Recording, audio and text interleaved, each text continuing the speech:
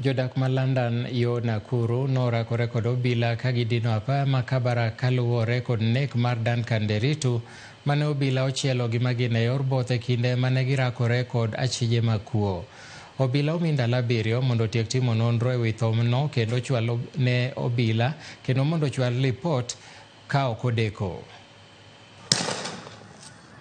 Ne en tuk paka gi oyieyo e kind obila gi jodak ma London e boma ma Nakuru mosebedo ka ng'anyo kuom ndalo ka gidino apaya ma Nakuru Kabarak.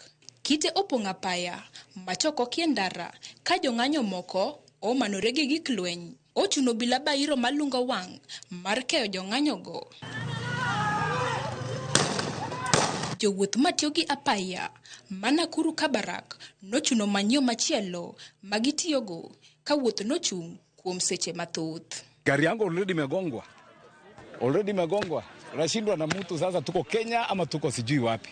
Where are we headed to? I just came from Eldama Ravine. I was heading to Nakuru. I just wanted to do some businesses in Nakuru town.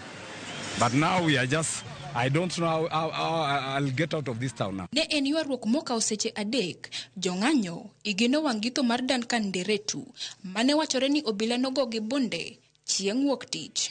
Lipod obila wacho ni ich wang' nobedo tok mak jopiny moko.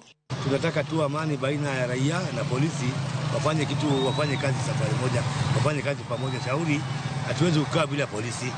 Polisi naye wakikosa wizi itakuwa mingi. Sasa tunaomba waelewane.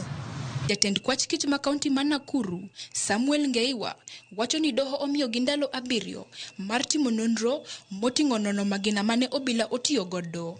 Kuom achije 10 mano maki wuok tich, 7 ema nochwale doho tich 2. Achiel yudo thieth ka 2 obila wacho ni ne giwe thuolo kaluwore ni ne ok gimakore gi gik lweny moro amora. Lilian Abeta, Ramogi TV.